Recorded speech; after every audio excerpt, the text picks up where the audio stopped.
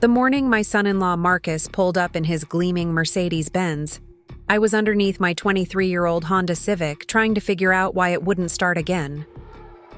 Oil stained my favorite cardigan, the one my daughter Rebecca had, given me 10 Christmases ago, back when she still remembered I existed. Marcus's leather shoes clicked against my driveway as he approached, and I heard that familiar snort of derision before I even crawled out to face him.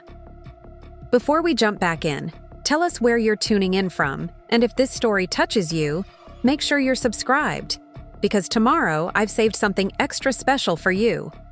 Still nursing that rust bucket, Dorothy? His voice dripped, with the kind of contempt that only comes from someone who measures human worth in dollar signs. You know, most people upgrade their vehicles at least once a decade. This thing belongs in a museum. I wiped my hands on an old rag, studying the man my daughter had chosen to marry 5 years ago. His Italian suit probably cost more than I'd spent on groceries in the past 6 months. The watch on his wrist definitely did. What he didn't know, what none of them knew, was that I had just received a phone call that morning that would change everything. The venture capital firm I'd quietly invested in 20 years ago had just gone public.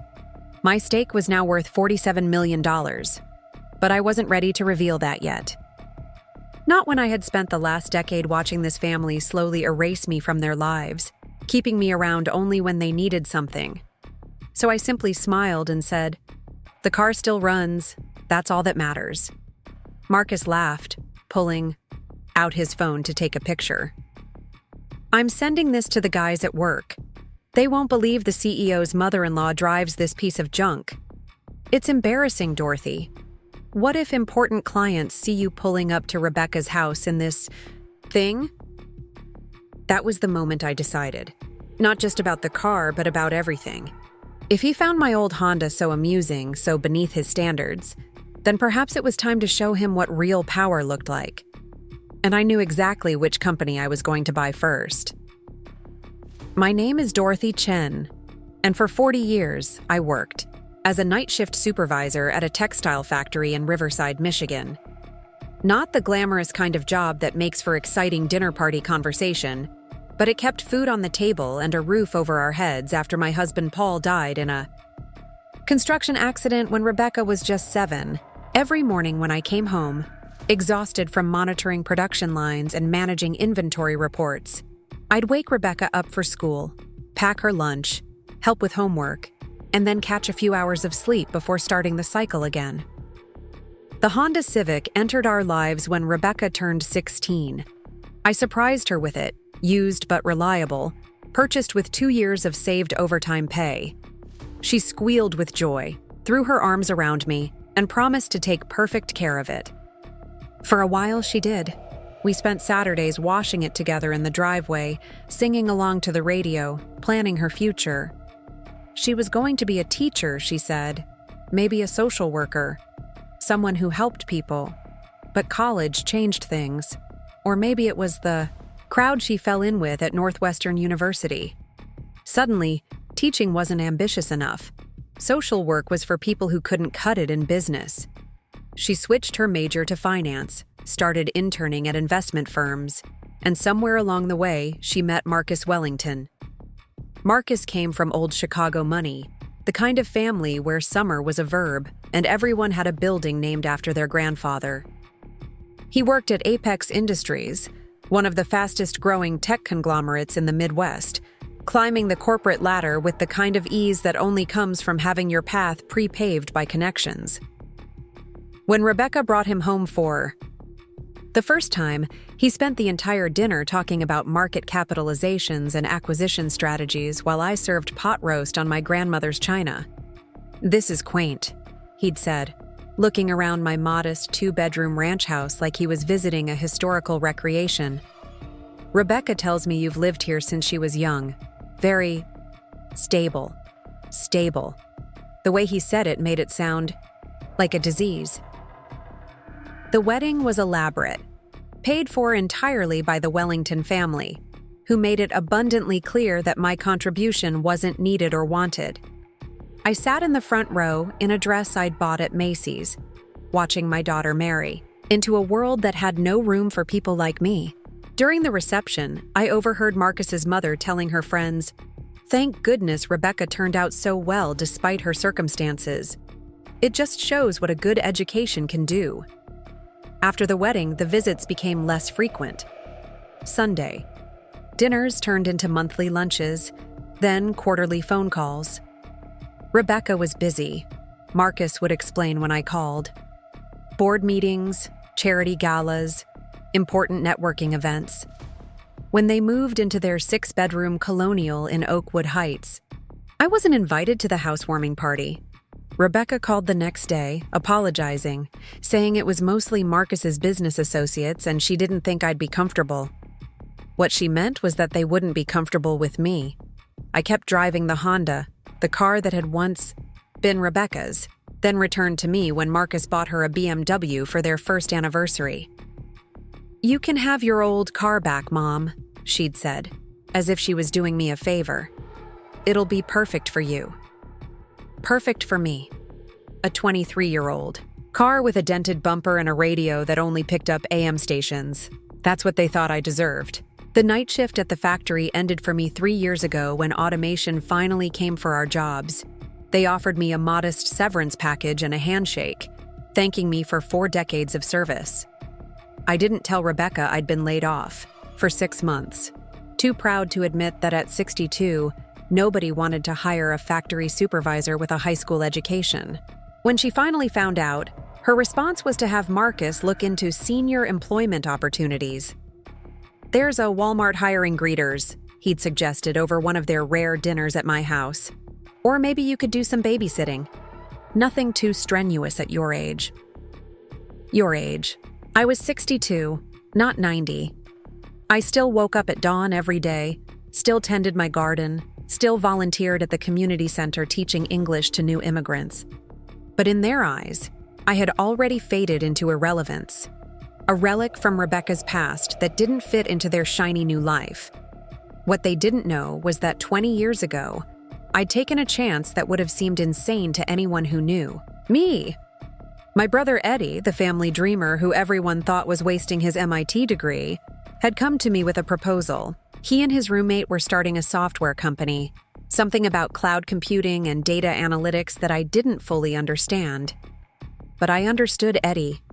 I understood the fire in his eyes, the certainty in his voice when he said this was going to change everything. "I need investors, Dot," he'd said, sitting at this same kitchen table where Marcus would later mock my choices. "I know you don't have much, but even $5,000 would help. You'll be a founding investor." $5,000 was everything I had saved for Rebecca's college fund at that point. She was only 12, and I'd been putting away money since Paul died. It was supposed to be her future, her chance at something better. But something in Eddie's presentation, in the careful business plan he'd drawn up, in the prototype he showed me on his clunky laptop, made me believe. I gave him the money and spent the next 6 years working extra shifts to rebuild Rebecca's college fund. Eddie sent updates occasionally, technical reports I couldn't understand, and financial statements that showed lots of red numbers. Preparing and narrating this story took us a lot of time, so if you are enjoying it, subscribe to our channel. It means a lot to us. Now back to the story. Marcus would have laughed at those early reports, called it a sucker's investment, money thrown away on a pipe dream. But Eddie and his partner kept working. They pivoted when they needed to, adapted to market changes, survived the dot-com crash by the skin of their teeth. By the time Rebecca graduated high school, they had 40 employees. By the time she finished college, they had 400. And last month, when Cloud Vault Technologies announced their IPO at a valuation of $2-3 billion, my 2% stake became worth exactly $47 million. The morning Marcus mocked my car was the morning my financial advisor called to confirm the final numbers. I sat in my kitchen, staring at the legal documents that would transfer the funds into my account, wondering what Paul would have thought. He'd always said I was too cautious, too afraid to take risks. But I'd taken this one. and it had paid off in ways I never imagined. I could have told them right then, could have shut down Marcus's sneering comments with a single bank statement. But something made me hesitate. Maybe it was the years of being dismissed, of watching them slowly push me to the margins of their lives. Maybe it was the way Rebecca had started to look at me, with that mixture of pity and embarrassment that hurt worse than any of Marcus's insults. Or maybe I just wanted to understand exactly how little they thought of me before I revealed the truth. That evening, I decided to pay them an unexpected visit. I wanted to talk to Rebecca about the changes coming in my life, to see if there was still something salvageable in our relationship before I made any drastic decisions. The Honda, true to form, struggled to start, coughing and sputtering before finally turning over. I drove across town to Oakwood Heights, past the manicured lawns and soaring property values, feeling every pothole in my aging suspension. Their house blazed with light when I arrived, cars lining the circular driveway. Another party I hadn't been invited to. I parked on the street, not wanting to embarrass them with my Honda among the luxury vehicles, and walked to the front door. Through the windows, I could see elegantly dressed people holding champagne flutes, hear the tinkle of laughter and classical music. I rang the doorbell and waited. Rebecca answered, her face cycling through surprise, confusion, and then something that looked terribly like panic. "Mom? What are you doing here?" "I needed to talk to you about something," I said. "I didn't know you were having a party." She glanced over her shoulder, then stepped outside, closing the door behind her. "It's Marcus's company thing. Executives and board members. Very formal." "I can come back another time," I offered, though something cold was settling in my chest. "That would be better," she said quickly. Too quickly. "How about lunch next week? I'll call you." We both knew she wouldn't call. We stood there for a moment, mother and daughter, separated by more than just a door. Through the window, I saw Marcus notice us, saw him excuse himself from his conversation and head our way. "Dorothy," he said, opening the door wide enough to make his presence felt, but not enough to invite me in. "Unexpected visit?" "I was just leaving," I said. "Good idea. We're in the middle of entertaining some very important people from Apex. You understand?" His eyes flicked toward the street where my Honda sat like an accusation. "Is that your car parked out front?" I nodded. "Would you mind moving it around the corner? The head of our Asia-Pacific division just arrived, and I'd prefer if... Well, you understand. Image matters in business." I understood perfectly. I was an embarrassment, a reminder of Rebecca's humble beginnings that needed to be hidden around the corner, out of sight of anyone who mattered. I looked at my daughter, waiting for her to say something, to show even a flicker of indignation on my behalf. She studied her designer shoes. "Of course," I said quietly. "I'll move it right away." As I walked back to my car, I heard Marcus say to someone inside, "Just my mother-in-law. She wasn't aware we were entertaining tonight." Wasn't aware. As if it was my fault for not knowing about a party I hadn't been invited to. As if I should have somehow intuited that my presence would be unwelcome on this particular evening, just as it had become unwelcome on so many others. I sat in my Honda for a long moment before starting the engine. 23 years this car had been part of our family. It had driven Rebecca to her first day of high school, her prom, her college interviews. It had carried us to Paul's funeral when she was too young to understand why Daddy wasn't coming home. It had been the backdrop to 1,000 conversations, a million moments that apparently meant nothing now. The engine turned over on the third try, and I drove around the corner as requested, parking in the shadows where the important people from Apex wouldn't have to see me. But as I sat there, something crystallized in my mind.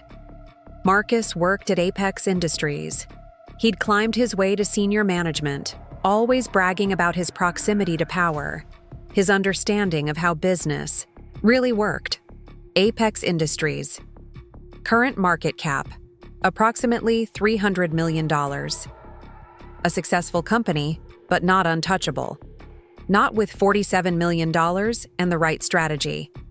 I picked up my phone and scrolled through my contacts until I found the number for Harrison Wells, the mergers and acquisitions specialist my financial advisor had recommended. It was late, but men like Harrison didn't keep regular hours. "Ms. Chen," he answered on the second ring. "I've been expecting your call. $47 million opens quite a few doors. What did you have in mind?" "Tell me," I said, watching the warm lights of my daughter's house from my exile around the corner.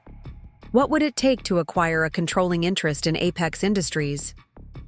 There was a pause, then a low chuckle. Hostile takeover or friendly acquisition? I thought about Marcus's sneer, Rebecca's silence, the years of being pushed aside and diminished. "Oh, Mr. Wells," I said, surprising myself with the steel in my voice. "There's nothing friendly about it." That night, I drove home in my faithful Honda, but I wasn't the same woman who had left. The morning's humiliation had sparked something I didn't know existed in me. For 40 years, I had been Dorothy Chen, the night shift supervisor, the widow making ends meet, the mother who sacrificed everything for a daughter who had learned to be ashamed of her. But now I was about to become something else entirely. The next morning, I met with Harrison Wells in his downtown office, a gleaming space that looked like it had been carved from glass and ambition. He laid out the options with the kind of quiet excitement that comes from engineering corporate warfare. Apex Industries was vulnerable, he explained. Despite their growth, they'd overextended on a recent acquisition, and their stock price didn't reflect their debt load. With the right approach, $47 million could indeed secure a controlling interest. "It won't be pretty," he warned. "Current management will fight. There might be layoffs, restructuring. Are you prepared for that?" I thought about Marcus suggesting I become a Walmart greeter. "I worked night shifts for 40 years, Mr. Wells. I'm prepared for whatever it takes." We spent the next 3 hours mapping out a strategy. Harrison had connections, investors who might be interested in joining the takeover if I led the charge. "The Cloud Vault windfall gave me credibility," he said. "Tech money investing in tech companies made sense to Wall Street. We could move within weeks if I was serious." I signed the preliminary papers that afternoon, formally engaging Harrison's firm to begin the acquisition process. As I left his office, my phone rang. Rebecca. "Mom, about last night," she began, her voice carefully modulated. "I'm sorry if it seemed abrupt. You know how Marcus gets about his work events." "I understand perfectly," I said, and I did. More than she knew. "We really should do lunch. How about Thursday? There's this new place in downtown that serves the most amazing fusion cuisine." Fusion cuisine. Even her restaurant choices were designed to distance herself from the Chinese comfort food I'd raised her on, the recipes passed down from my mother that she used to beg for as a child. "Thursday works," I said, "but let's meet at Chen's Garden instead." "That old place? Mom, I don't think—" "Chen's Garden," I repeated firmly. 1 o'clock. There was a pause. "Okay, if that's what you want." "Oh, and Mom? Maybe, you could Uber? Marcus mentioned your car was having issues and downtown parking is such a hassle." I almost laughed. Even now, she was trying to manage my appearance, to minimize the embarrassment of being seen with me. "Don't worry about my transportation, Rebecca. I'll handle it." That evening, I sat at my kitchen table with a cup of tea, going through the acquisition documents Harrison had sent. The numbers were staggering, the strategy aggressive. Within 6 weeks, if everything went according to plan, I would own 52% of Apex Industries.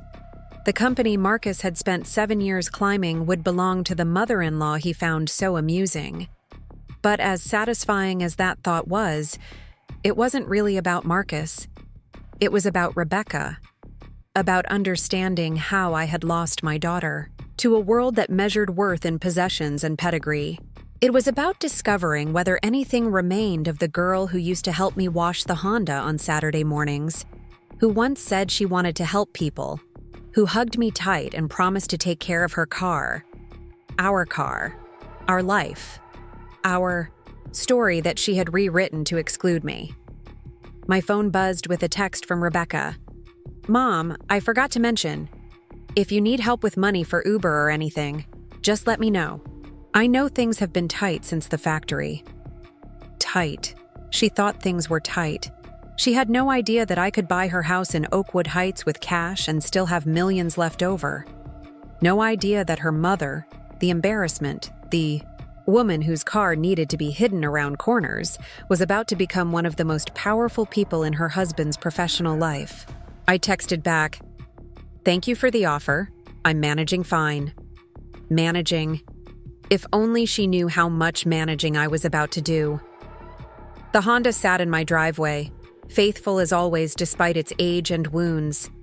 Tomorrow, I would take it to Chen's garden. Park it right in front where Rebecca would have to see it. Let her be embarrassed one more time by the car that had carried us through our hardest years. Because soon enough, she would understand that the real embarrassment wasn't in what you drove or where you lived or how many zeros were in your bank account.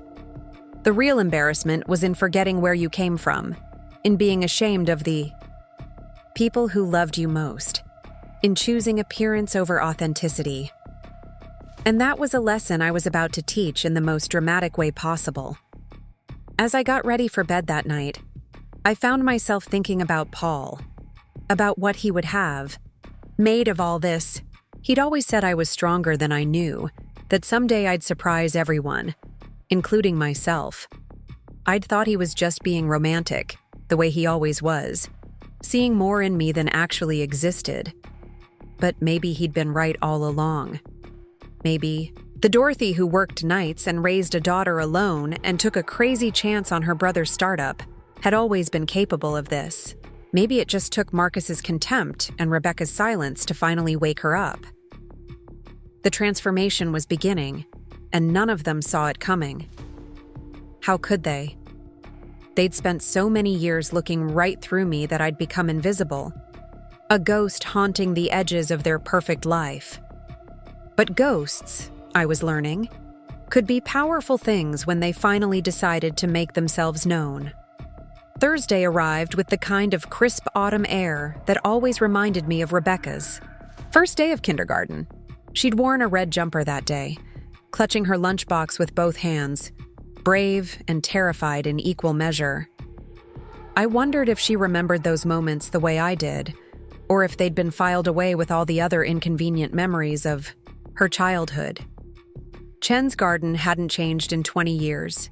The same red vinyl booths, the same handwritten specials on the wall, the same elderly Mr. Chen shuffling between tables with his pot of jasmine tea. I arrived early, parking the Honda, directly in front where Rebecca couldn't miss it. Through the window, I watched her BMW circle the block twice before finally pulling into a spot 3 stores down. She entered the restaurant like she was walking into a museum of her past, her designer heels clicking against worn linoleum, her expression carefully neutral. She'd dressed down for the occasion, I noticed, trading her usual business attire for jeans and a cashmere sweater. Still, everything about her screamed money, from the subtle highlights in her hair to the way she held her purse like a shield. "Hi, Mom," she said, sliding into the booth across from me. Her eyes darted around the restaurant, taking in the faded posters of Chinese landscapes, the plastic flowers on each table. This place really hasn't changed. "Some things shouldn't change," I replied, pouring her tea from the pot Mr. Chen had already brought. "Your father proposed to me in this booth." Something flickered across her face. Discomfort? Nostalgia? It was gone before I could identify it. "I remember you telling me that story." We ordered without looking at the menus. Some habits run too deep to break. Rebecca asked for the sweet and sour pork, the same dish she'd ordered every Friday night when we came here during her childhood.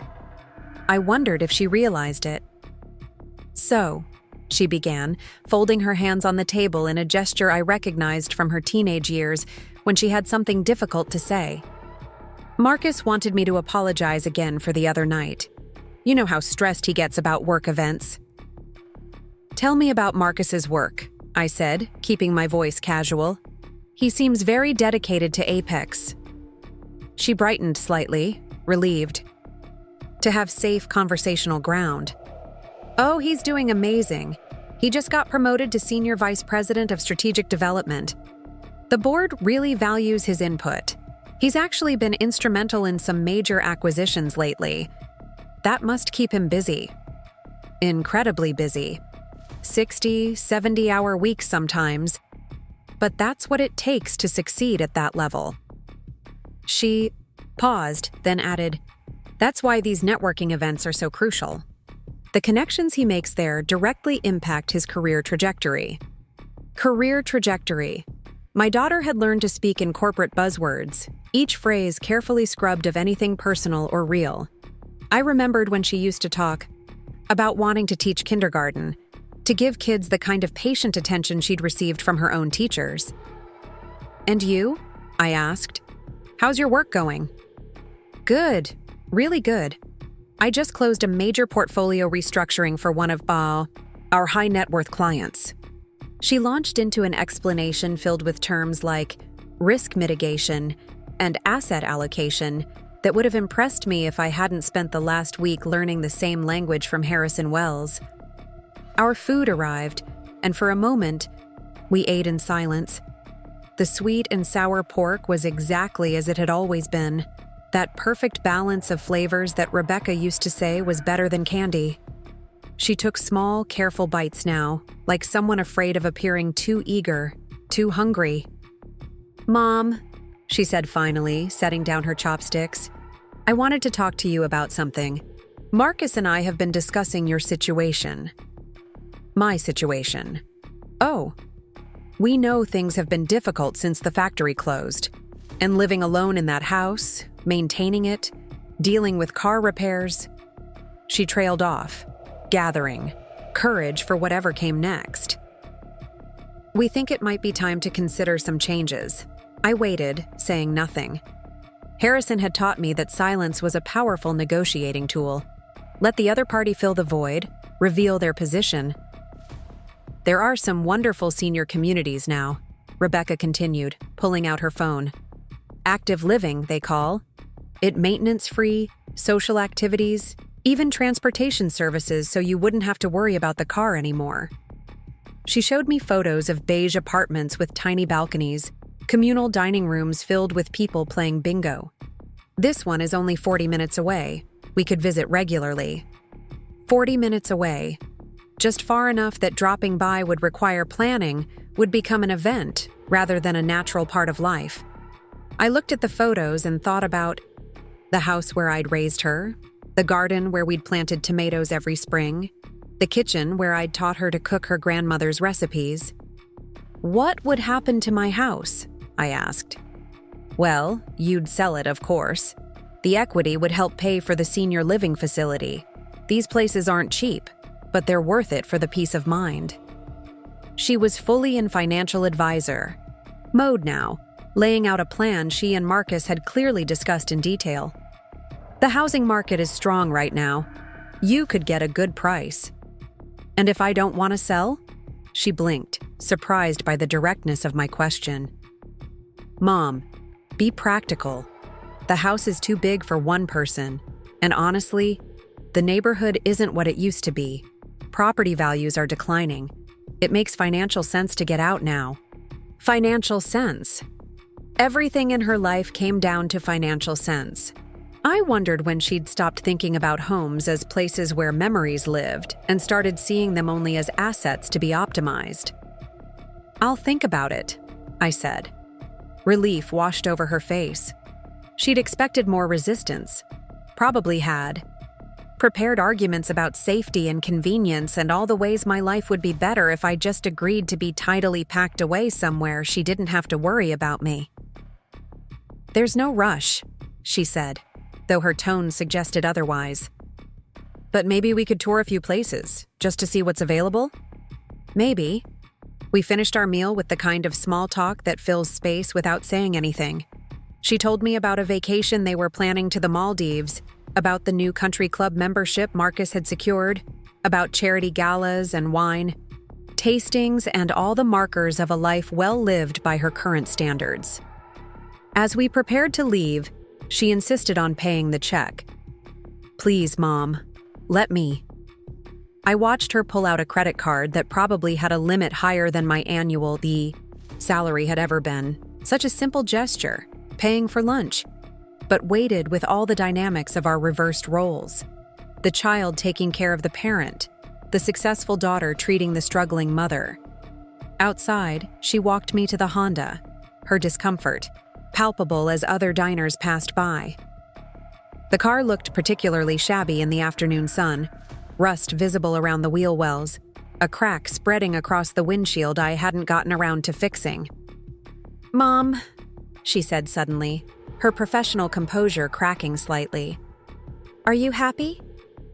The question caught me off guard. For a moment, I saw a flash of the daughter I remembered, the one who used to crawl into my bed during thunderstorms, who trusted me to make everything better. "What makes you ask that?" She gestured vaguely at the car, at me, at the whole scenario of our lives. "It's just, I worry. You're alone in that house, driving this car that could break down any minute, shopping at discount stores, clipping coupons. This isn't how I wanted things to be for you." "How did you want things to be?" "Better," she said simply. "You worked so hard my whole life. You deserved better than this." I wanted to tell her then, wanted to pull out my phone and show her the bank balance that would make her hedge fund clients jealous, wanted to tell her about Harrison Wells and the meetings with investment bankers and the army of lawyers preparing to descend it on Apex Industries.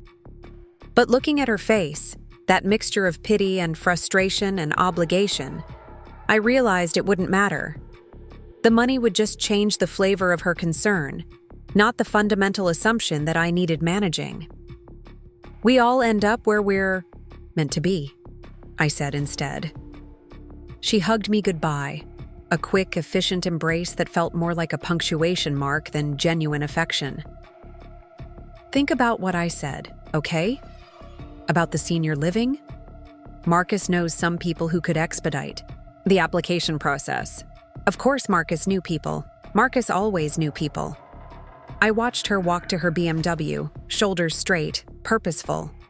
She sat in her car for a moment, probably texting Marcus to report on the lunch, to confirm that she'd planted the seed about senior living, that his mother-in-law problem was one step closer to being solved.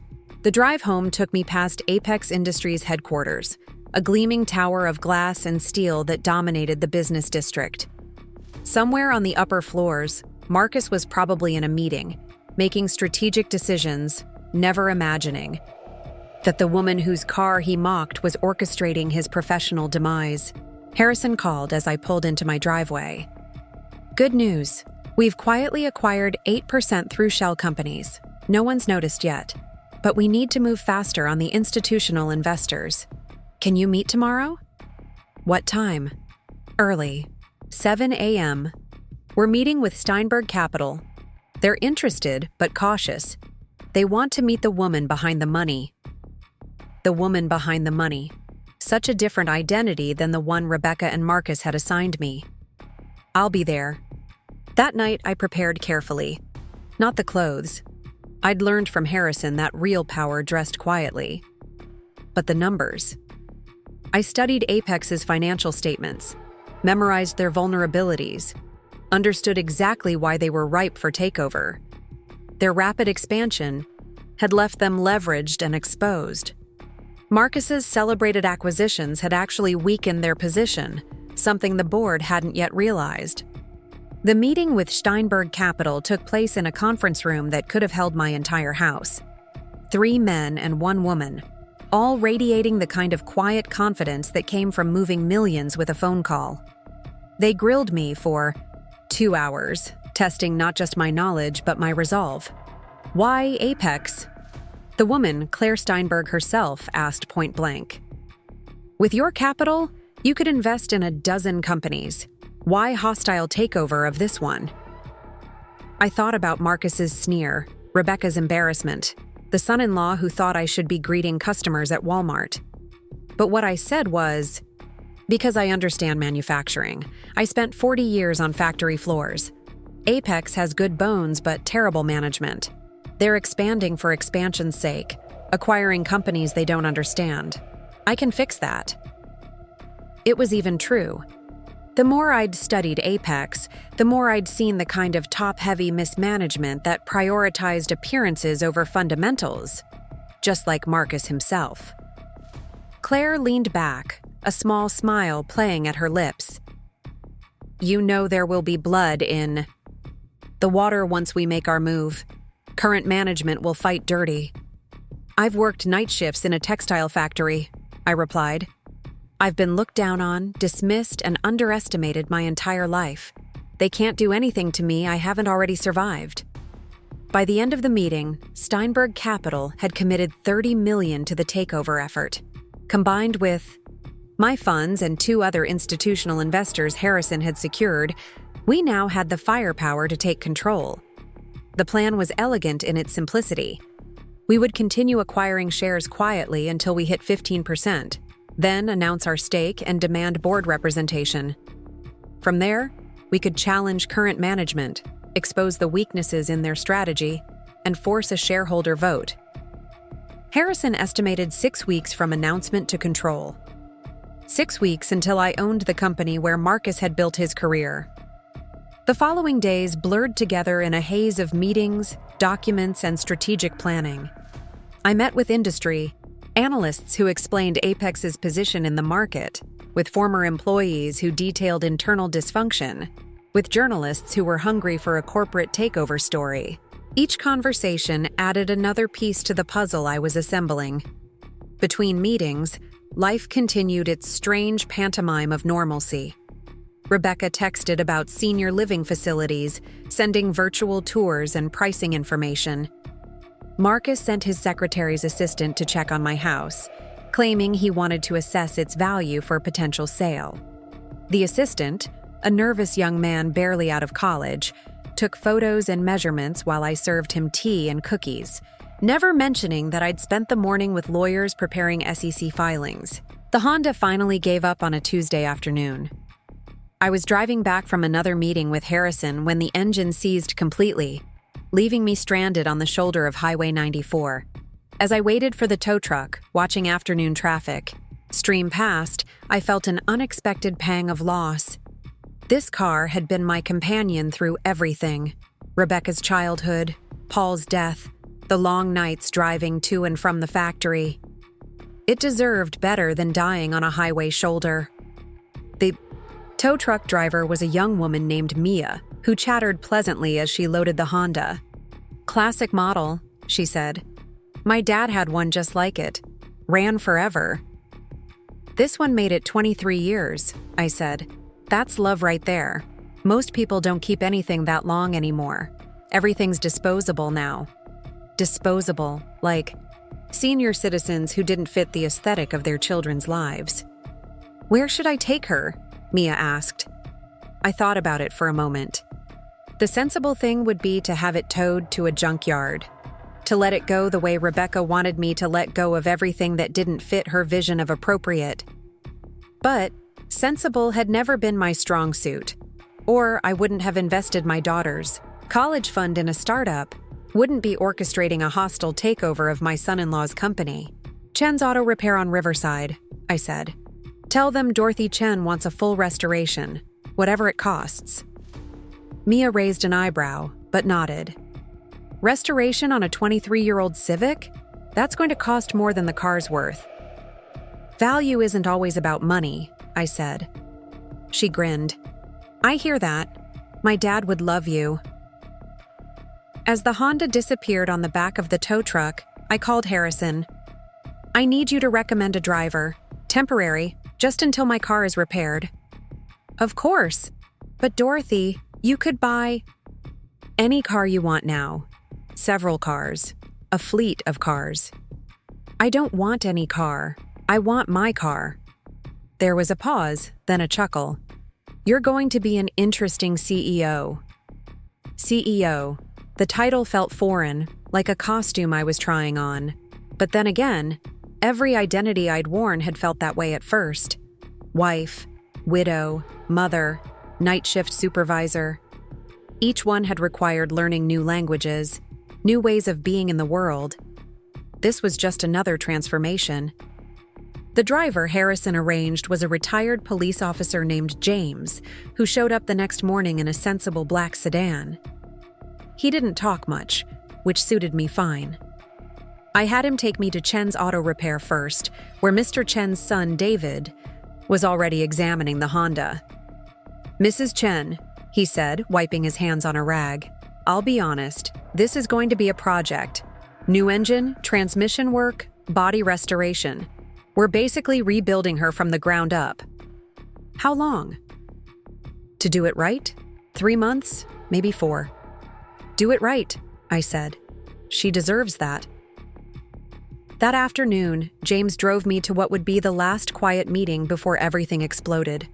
We had crossed the threshold, 15% ownership acquired through various channels.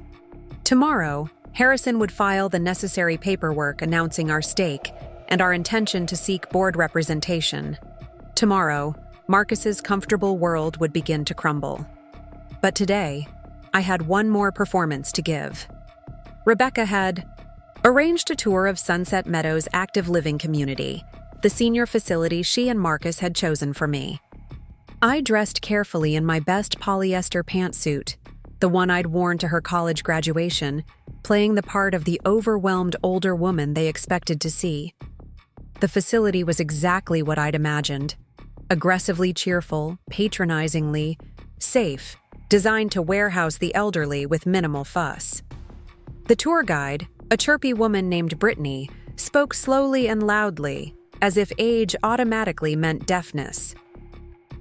"And here's our crafts room," she announced, showing us a space where a dozen residents were making tissue paper flowers. "We have activities every hour," Rebecca beamed, squeezing my arm. "Isn't it wonderful, Mom? You'd never be lonely here." I looked at the residents, some engaged in their crafts, others staring vacantly at nothing. These were people who had lived full lives, raised families, built careers, survived losses and triumphs I couldn't imagine. Now, they were being taught to make tissue paper flowers to pass the time until death. "The dining room serves 3 nutritious meals a day," Brittany continued. "No more cooking and cleaning for you. No more cooking my mother's recipes. No more choosing what to eat or when. No more dignity of managing my own life." "What do you think?"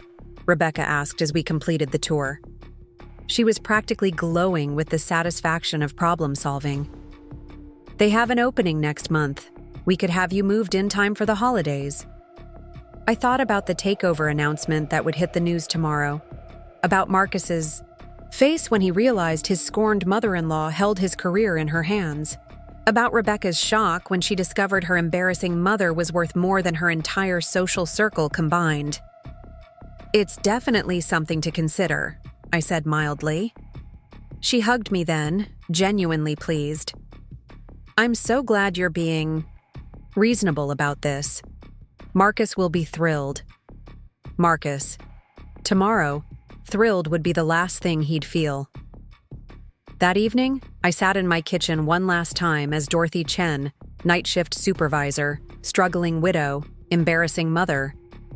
Tomorrow, I would wake up as Dorothy Chen, corporate raider, majority shareholder, the woman who bought the company that had consumed so much of my son-in-law's life. The transformation was complete. All that remained was the reveal. The announcement. Hit the financial news at exactly 9 o'clock Eastern Standard Time. Cloud Vault founder's sister leads hostile takeover of Apex Industries. Within minutes, my phone began buzzing with calls I didn't answer.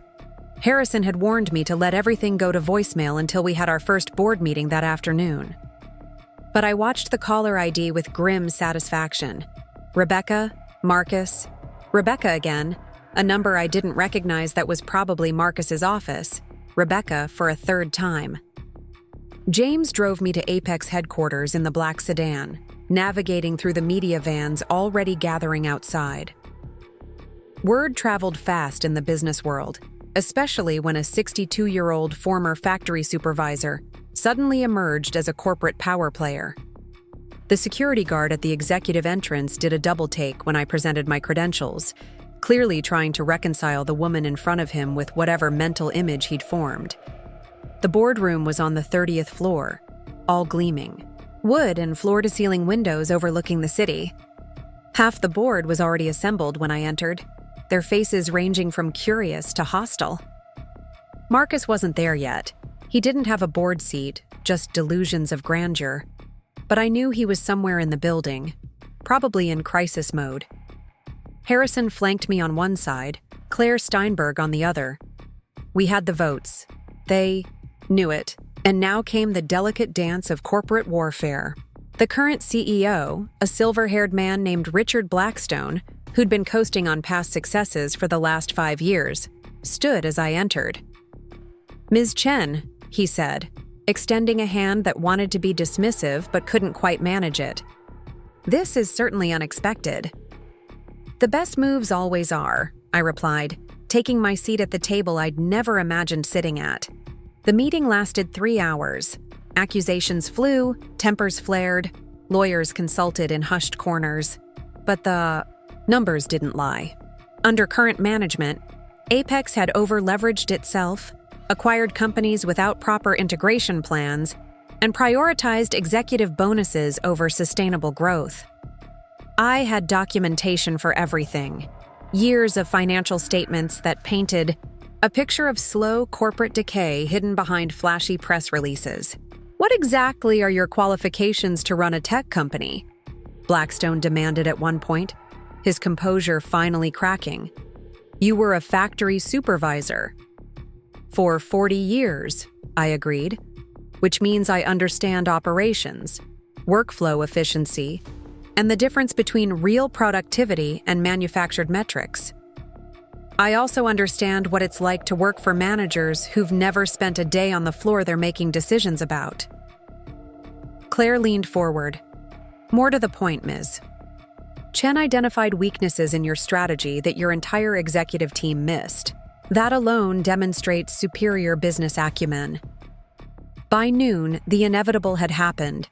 Blackstone agreed to step down in exchange for a generous severance package. 3 board members resigned. I was appointed interim CEO while we searched for permanent leadership, though I was already thinking I might enjoy the role more than expected. As the meeting concluded, my phone buzzed with a text from Rebecca. "Call me now." The multiple exclamation points were new.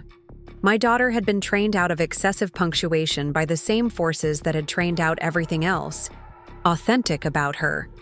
I ignored the text and asked Harrison, where would Marcus Wellington's office be?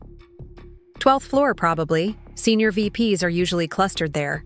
I think I'll pay a visit. Harrison's smile was sharp. Want company? No, this is personal. The elevator ride to the 12th floor felt like descending into my past, each floor marking another year of dismissal, another moment of being made to feel small. But when the doors opened, I was Dorothy Chen, majority owner, and the executive assistants who looked up from their desks saw it in my posture. I'm looking for Marcus Wellington's office, I said to the nearest assistant. Do you have an appointment?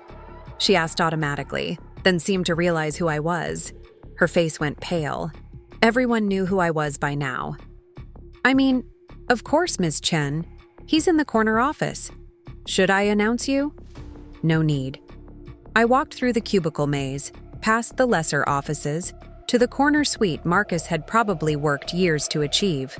His name was on a brass nameplate, his MBA from Northwestern displayed prominently through the glass wall. The door was closed, but I could see him inside, pacing, phone pressed to his ear. I knocked once and entered without waiting for permission. Marcus turned, his face cycling through confusion, recognition, and then something that looked like physical pain. He lowered the phone slowly, Rebecca's voice still audible from the speaker, tiny and frantic. "Dorothy." He said my name like it was a foreign word he'd never pronounced before. "Hello, Marcus. I thought we should talk." He sank into his leather chair, the one he'd probably picked out himself, a throne for the kingdom he'd built. "This isn't possible." "Which part?" I asked, settling into the visitor's chair across from his desk. "The part where your mother-in-law owns your company, or the part where you didn't see it coming?" "The money. How?" I could have told him about Eddie, about Cloud Vault, about the 20-year investment that had paid off beyond anyone's dreams. Instead, I said, "Does it matter? The question now is what happens next." His phone rang. Rebecca again. He silenced it, and in that small gesture, I saw the cracks in his armor. Without his sneer, without his confidence, he looked younger, almost vulnerable. Almost. "Are you going to fire me?" The question came out strangled. "Should I?" "I'm good at my job," he said quickly. "My record speaks for itself. The Patterson acquisition, the Singapore expansion. The Patterson acquisition that's hemorrhaging money? The Singapore expansion that's operating at a 30% loss?" I pulled out my phone, showing him figures Harrison had compiled. "Your record does speak for itself, Marcus, just not the way you think." He went very still. This was the moment he understood that I hadn't just bought the company on a whim, hadn't stumbled into power by accident. I'd done my homework. "You've been planning this," he said slowly. "Since the night you told me to move my car around the corner so your important guests wouldn't see it." The memory hit him visibly. I watched him replay that evening, probably remembering his casual cruelty, the easy dismissal of someone he'd considered beneath notice, someone who turned out to be anything but. "Rebecca doesn't know," he said. It wasn't a question. "About the money?" "No. Though I'm sure she's figured it out by now, given that her phone calls have escalated from concerned to hysterical. She's going to be devastated." I laughed, short and sharp. "Devastated? By what? That her mother isn't the embarrassment she thought? That she can't ship me off to a senior facility? Or that the life she's so carefully built on the foundation of looking down on me has just shifted?" Marcus's phone buzzed again. This time he looked at it, showing me the screen. "Rebecca, the news says Mom owns Apex? This has to be a mistake. Call me." "What are you going to do?" he asked. I stood, smoothing my simple black dress, the same one I'd worn to Paul's funeral. It still fit, still made me feel composed, when the world tilted. "That depends entirely on you and Rebecca. I'm going to run this company properly. Whether you're part of that future depends on whether you can work for the woman whose car you mocked." "I could quit," he said, but there was no heat in it. "You could, but we both know your reputation is tied to Apex. Leaving now would look like failure. Staying and succeeding under new management, however." I let the implication hang. Marcus understood corporate politics better than family dynamics. His ambition warred with his humiliation, and I watched ambition win. It always did with men like him. "I'll need to talk to Rebecca," he said finally. "Of course. Tell her I'll be home this evening if she wants to discuss this in person, though she might want to cancel that tour of Sunset Meadows first." I left. Him there, in his corner office that suddenly felt less like an achievement and more like a cage. The elevator carried me back to the executive floor, where my new reality waited in the form of paperwork, meetings, and the 1,000 decisions that come with corporate leadership. But first, I had James take me to Chen's auto repair. David Chen looked up from the Honda's exposed engine, grease streaking his face. "Mrs. Chen, I heard the news. Is it true? You bought Apex Industries?"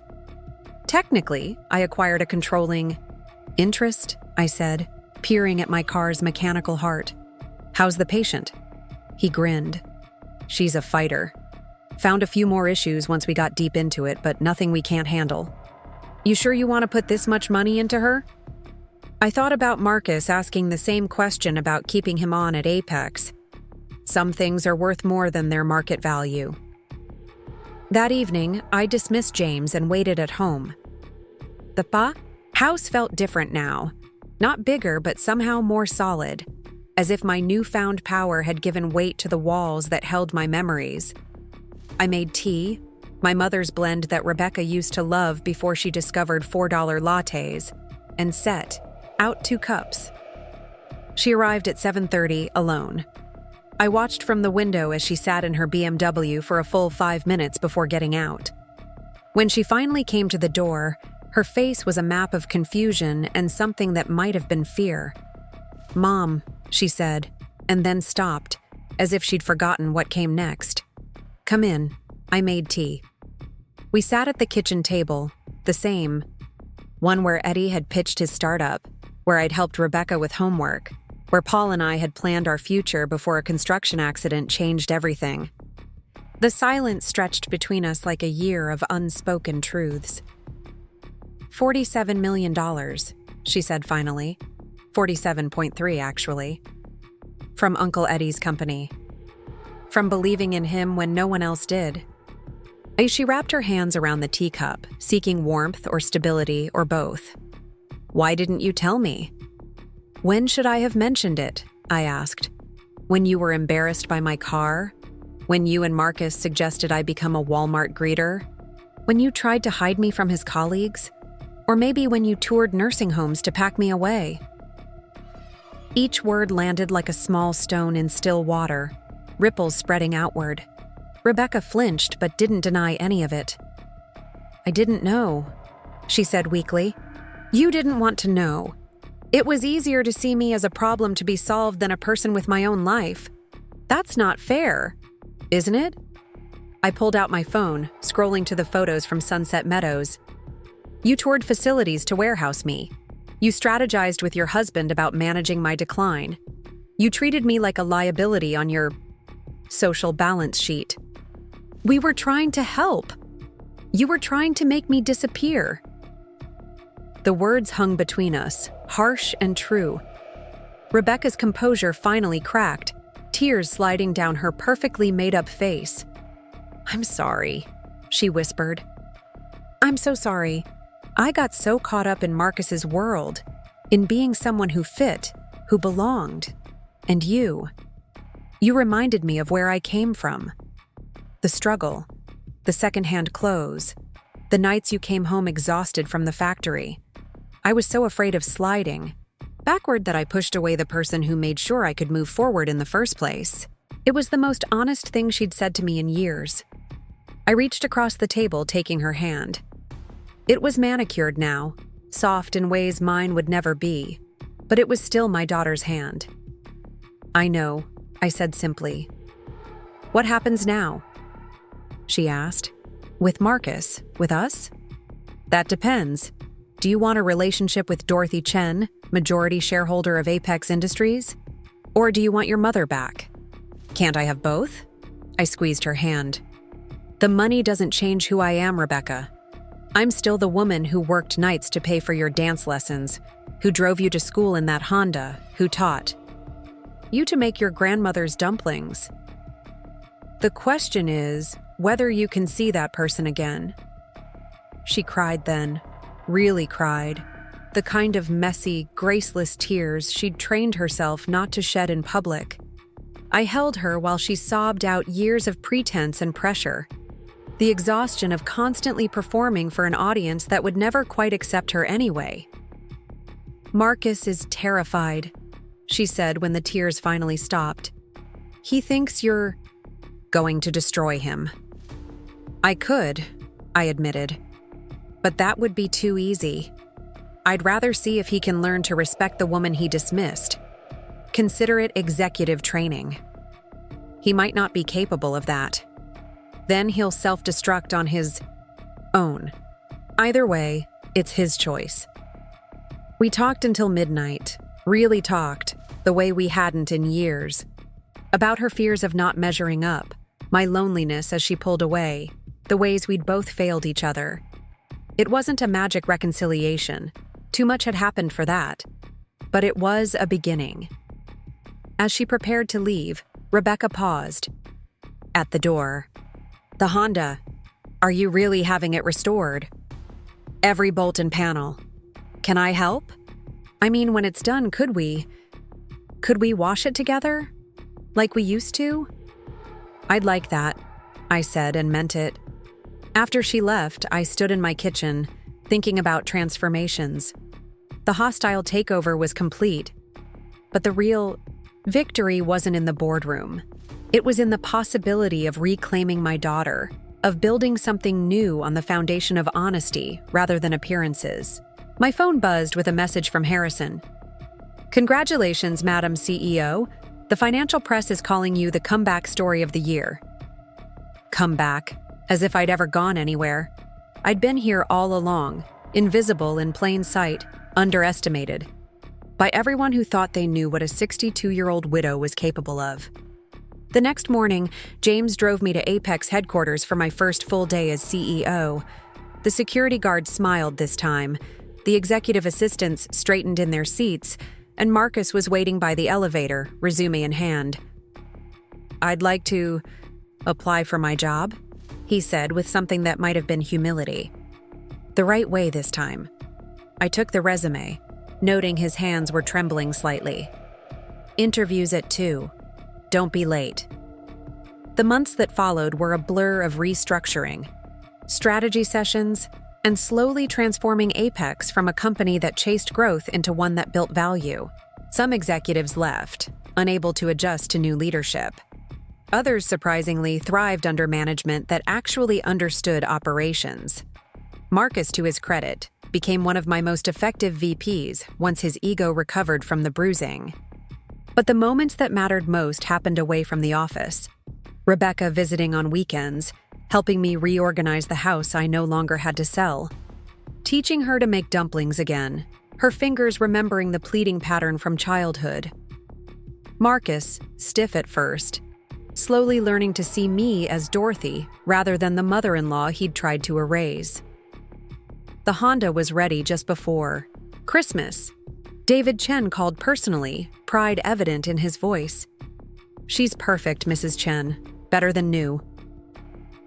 James drove me to pick it up, but I drove myself home, windows down despite the cold, radio crackling with AM stations just like always. It ran smooth as silk, engine purring with new life, paint gleaming in the winter sun. The rust was gone, the dents erased, but it was still unmistakably the car that had carried us through everything. That Saturday, Rebecca came over with buckets and sponges. We washed the Honda in the driveway, just like old times, soap suds and laughter and the kind of easy conversation that had once been our normal. Marcus even joined us, awkward with a sponge but trying, his designer jeans getting soaked as he learned to see beauty in something well-maintained rather than just expensive. "It's just a car," he said at one point, but his tone was wondering rather than dismissive. "No," Rebecca corrected him, understanding finally clicking into place. "It's our history. It's who we are when we stop pretending to be something else." That night, after they'd gone home, I sat in the Honda in my garage, not driving anywhere, just sitting. The leather seats held the memory of 1,000 school runs, 1,000,000 conversations, all the miles that had brought us to this moment. It had carried us through loss and struggle, through years when I'd thought love meant sacrifice, and sacrifice meant invisibility. But now I understood better. Love meant being seen, truly seen, and refusing to diminish yourself for anyone's comfort. The Honda had never been just a car, just like I had never been just a housekeeper, just a widow, just an embarrassment to be managed. We were both classics, worth restoring, worth respecting, worth keeping. The company thrived under new leadership. The family, scarred but healing, found new ways to connect. And the Honda, gleaming in the driveway, stood as proof that some things only get better with age, that value isn't about what others see, but about what you know to be true.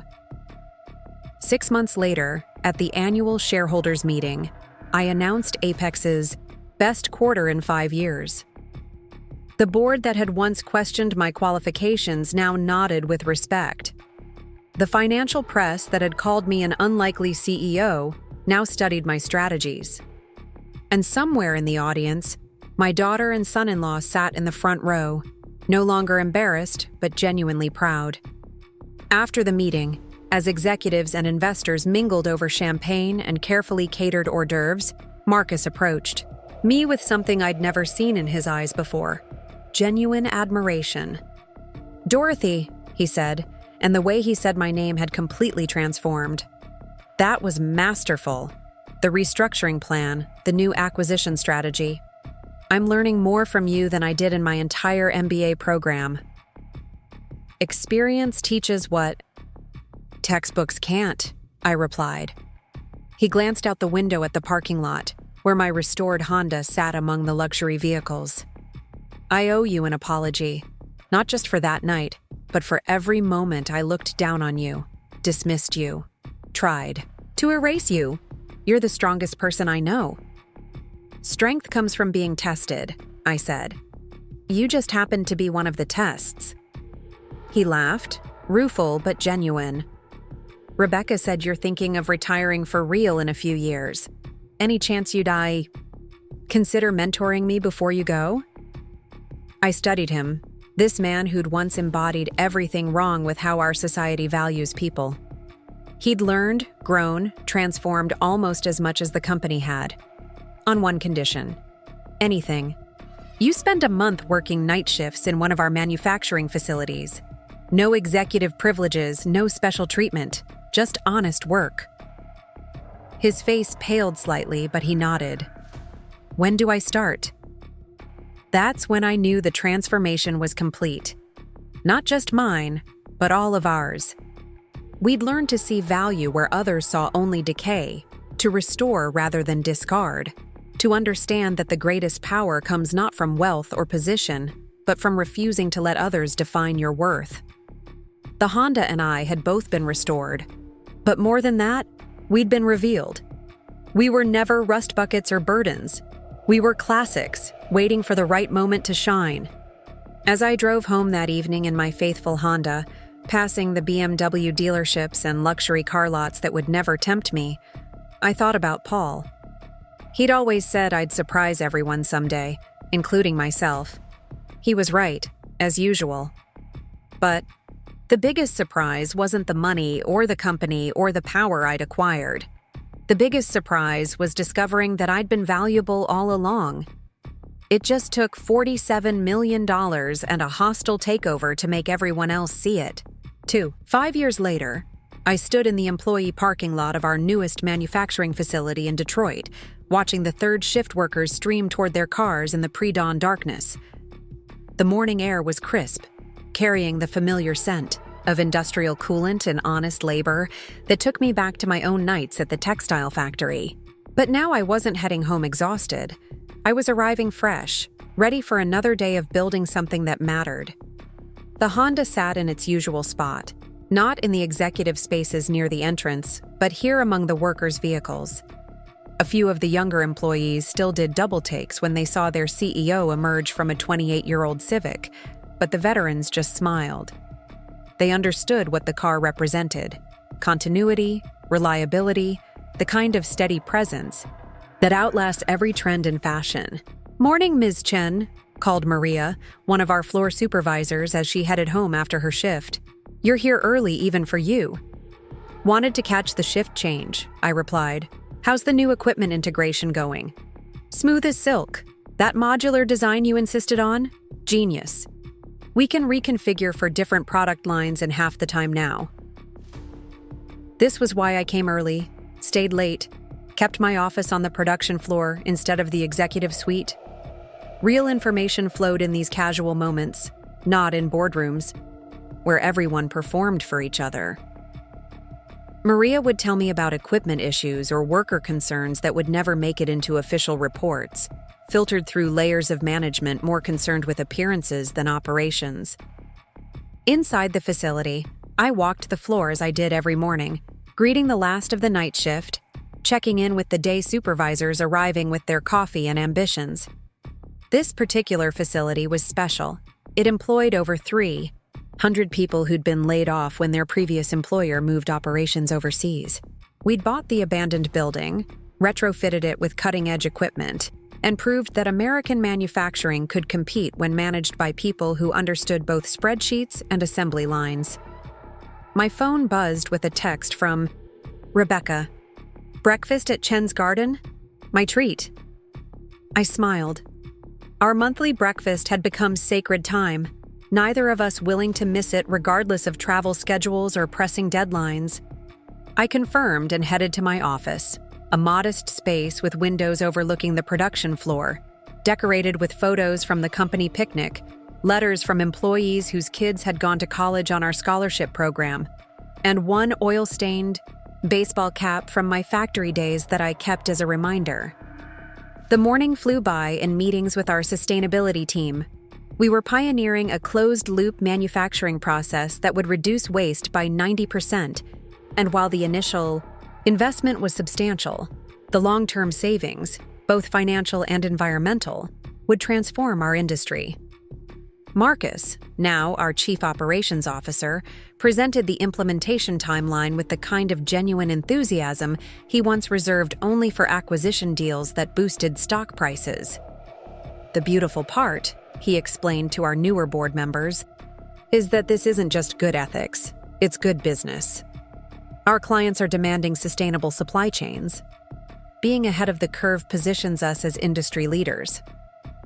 I watched him present, marveling at the transformation.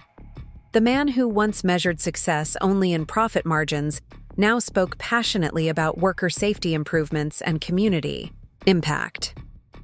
His $1,000 shoes had been replaced with steel-toed boots he actually needed for his regular floor walks.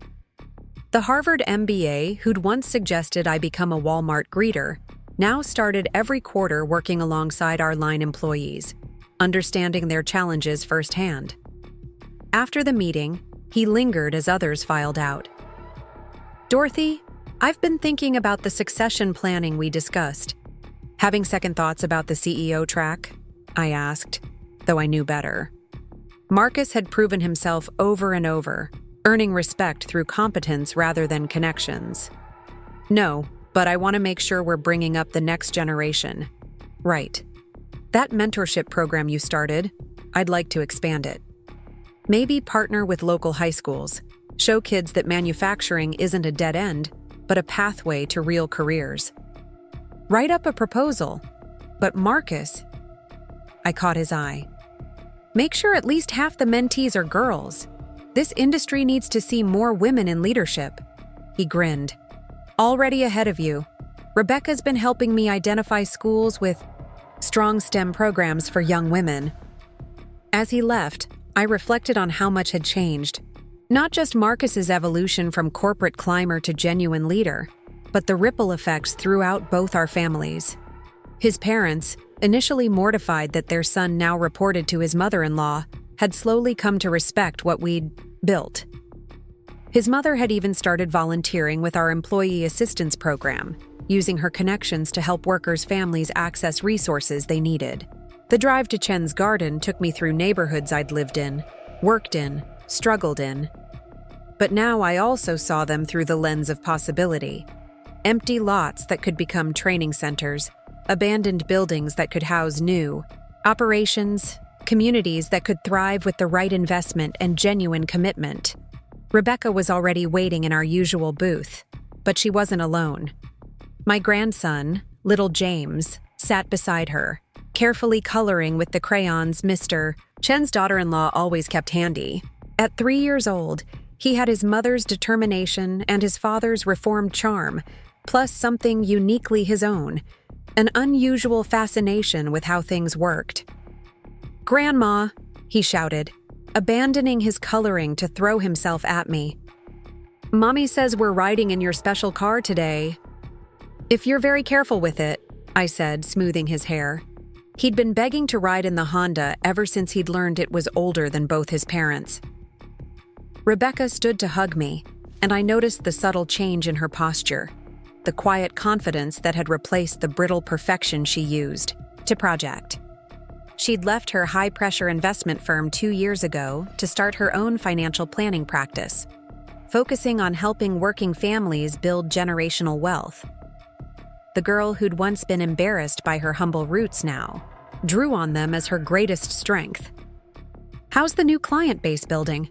I asked as we settled in. "Slowly but surely. Turns out there's a real need for advisors who understand that not everyone starts with a trust fund. Yesterday, I helped a single mom set up her first investment account with $50. She reminded me of you, actually, working 2 jobs, determined to build something better for her kids.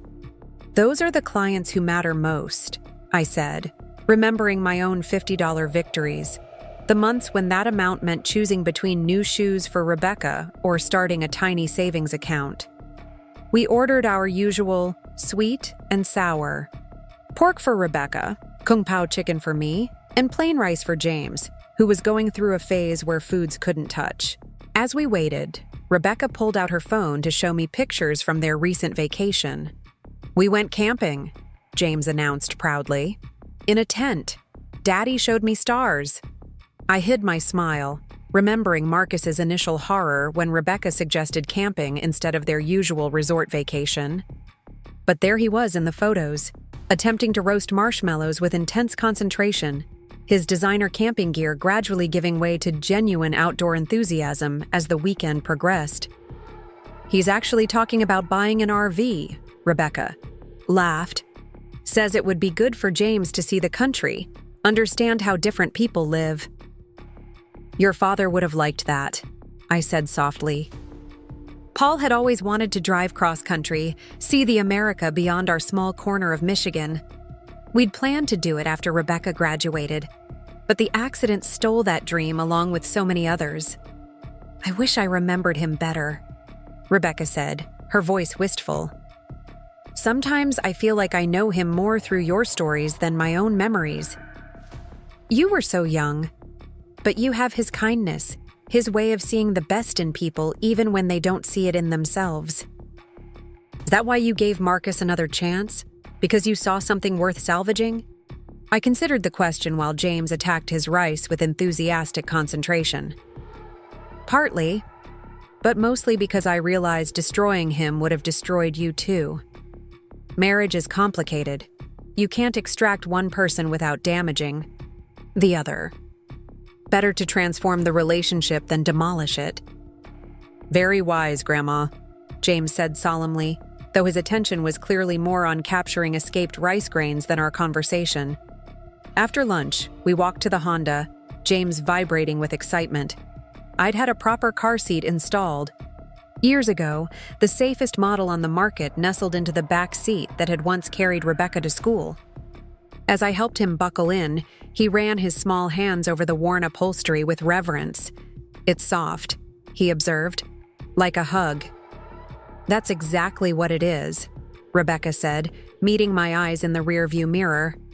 We drove through the city, no particular destination in mind, just 3 generations sharing space and stories. I showed them the textile factory where I'd worked, now converted to loft apartments. The community center where I still taught English on weekends, busier than ever with new immigrants pursuing American dreams. The small park where Rebecca had learned to ride a bike, now featuring a playground funded by Apex's community investment program. "Tell me about the car again," James requested, a favorite story he never tired of hearing. Rebecca took this one, her voice taking on the rhythm of familiar narrative. "Once upon a time, when I was 16, Grandma surprised me with this very car. It wasn't new or fancy, but it was perfect because it meant freedom and trust and love, all wrapped in metal and wheels." As she spoke, I thought about stories, how they evolve, what they preserve, what they teach. James would grow up knowing this version, where the Honda was always a symbol of family resilience rather than shame. He'd never experienced the years when his mother saw it as an embarrassment, when his father mocked it as beneath notice. For him, it would always be Grandma's special car, the one that carried history in its carefully maintained engine. My phone rang as we headed back. Harrison Wells, still my closest advisor, though we'd both technically retired from the daily corporate battles. Dorothy, I thought you should know. Cloud Vault just announced they're funding a new vocational training center. They're naming it after Eddie. My brother had passed 2 years ago, a quiet exit after a brief illness, still dreaming up new ideas until the end. He'd seen his company grow beyond his wildest imaginings, had used his wealth to lift others as he'd been lifted, but he'd never lost the spark that made him believe a better world was just one innovation away. He would have pretended to be embarrassed, I said, throat tight with memory. While secretly being thrilled, Harrison agreed. The first students start next month. They wanted to know if you'd speak at the opening. Of course. After dropping Rebecca and James at their home, a modest colonial in a middle-class neighborhood, chosen for its good schools and walkable streets rather than prestigious address, I drove to the cemetery. The Honda knew the way by now, rolling smoothly through the gates and along the winding paths to where Paul rested. I sat on the bench beside his headstone, watching the late afternoon sun filter through the oak trees we'd planted 20 years ago. They were massive now, their roots deep and branches wide, providing shade for other visitors seeking solace. You were right, I told him, as I did every visit. I did surprise myself, though I think you knew all along what I was capable of, even when I didn't. A groundskeeper nodded as he passed, recognizing me from years of regular visits. This, too, was a kind of wealth, the accumulation of small connections, familiar faces, routines that anchored you to community. My phone buzzed with a message from James, sent from Rebecca's phone. A video of him playing with the toy Honda Civic she'd bought him, making vrooming sounds as he drove it across their kitchen table. Just like Grandma, his little voice declared. The next morning brought our quarterly all-hands meeting at Apex. Every employee, from janitors to engineers, gathered in the main facility to hear updates, share concerns, and celebrate successes. I'd instituted these gatherings over fierce resistance from some board members who thought executive time was too valuable to spend addressing the entire workforce. Those board members were gone now, replaced by people who understood that every person in the building contributed to our success. 5 years ago, I began, looking out at the sea of faces. This company was dying. Not the dramatic death of bankruptcy, but the slow decay of disconnection. Leadership disconnected from operations, strategy disconnected from values, profit disconnected from purpose. Today, we're not just alive, we're thriving. And that's because of each one of you. The applause was warm, genuine, free of the performed enthusiasm I remembered from Marcus's old world. These people knew I meant it, knew that their profit-sharing checks and comprehensive benefits and pathways to advancement weren't just corporate window dressing, but fundamental to how we operated. After the meeting, I walked the floor again, stopping to chat with employees, learning about their kids' college plans, their aging parents, their own dreams beyond the factory walls. This was the part of leadership no MBA program taught. The patient accumulation of trust through thousands of small interactions.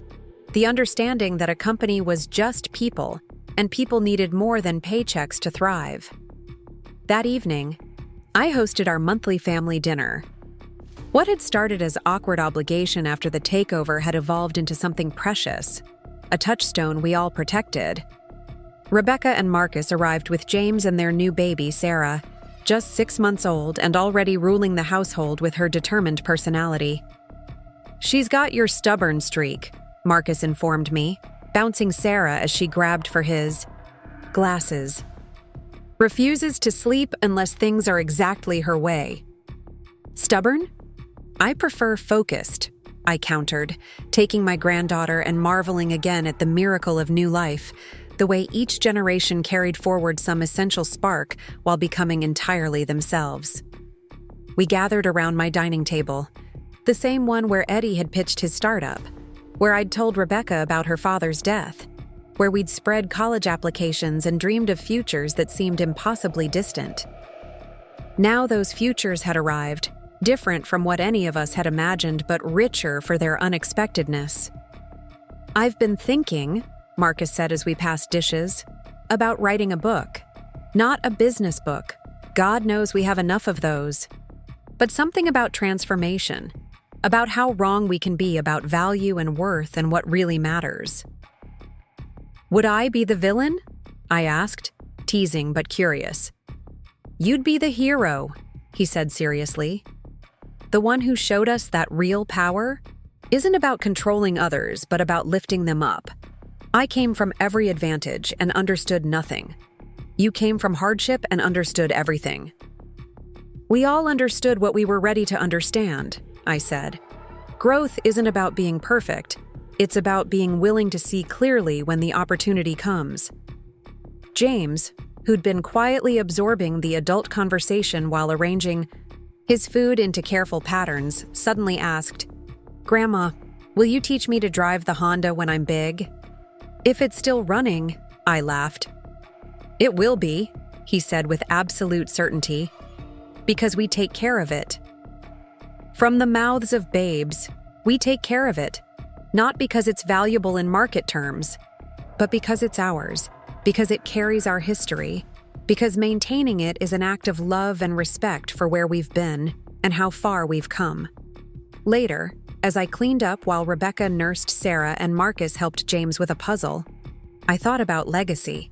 Not the financial legacy, that was secure, distributed across scholarships and community programs, and the trust funds that would give my grandchildren choices without removing their need to choose wisely. But the deeper legacy of values transmitted through action, of bridges rebuilt after burning, of understanding that transformation is always possible if you're willing to do the work. A year from now, I would step back from daily operations at Apex, transitioning to an advisory role while Marcus took the helm. He was ready, more than ready. The man who'd once measured worth in possessions now measured it in positive impact, in jobs created and communities strengthened, and innovations that made life better for people who'd never owned stock in anything but their own futures. But tonight, I was still CEO, still grandma, still the woman with the ancient Honda Civic that refused to quit. Tomorrow would bring new challenges, a union negotiation that needed careful handling, a sustainability initiative facing resistance. From short-sighted investors, a dozen small crises that tested our values against our profits. I welcomed them all. Each challenge was an opportunity to prove that business could be both successful and humane, that power could be wielded for building rather than breaking, that a 67-year-old woman who'd spent 40 years on night shifts had insights that no Ivy League education could provide. The Honda waited in the driveway, patient as always. 28 years old now, restored and maintained with the kind of attention usually reserved for classic show cars. But this was no garage queen. It was driven daily, accumulating new memories while carrying old ones, a working vehicle that earned its keep through reliable service, just like its owner. As my family prepared to leave, each goodbye extended with extra hugs and unnecessary arrangements of next meetings, I felt the deep satisfaction of a life that had grown rather than diminished with age. The money had been the catalyst, but the real wealth was in these relationships, rebuilt stronger for having been tested, in the workers who trusted me to honor their contributions, in the communities that flourished because we chose to invest in people over percentages. "Drive carefully," I called as they loaded into their sensible SUV, car seats and diaper bags, and the cheerful chaos of young families everywhere. "You too," Rebecca called back, gesturing at the Honda with a smile that held no trace of old embarrassment. "That car's a classic now, probably worth more than you paid for it." She was wrong, of course. The Honda's worth couldn't be calculated in dollars any more than a life could be reduced to net worth. Its value was in the journey it had enabled, the dignity it had preserved, the truth it had represented when everyone wanted me to pretend to be something else. I locked the door and headed to bed, tired in the good way that comes from days fully lived. Tomorrow I'd wake early, drive the Honda to the factory, walk the floors where real value was created by real people doing real work. I'd make decisions that affected thousands of lives, honoring the trust placed in me by employees and shareholders alike. But tonight, I was simply Dorothy Chen, mother and grandmother, former night shift supervisor and current CEO, owner of an old Honda Civic that had outlasted every prediction and exceeded every expectation. Living proof that sometimes the best revenge isn't destroying those who hurt you, but transforming yourself so completely that their opinion becomes irrelevant. The real power, I'd learned, wasn't in the money or the company or the ability to humble those who'd humiliated me. The real power was in refusing to let anyone else define my worth, in maintaining what mattered while everything around me changed, in discovering that I'd been enough all along. The Honda and I had traveled a long road together. God willing, we had many miles yet to go. Up next, you've got 2 more standout stories right on your screen. If this one hit the mark, you won't want to pass these up. Just click and check them out.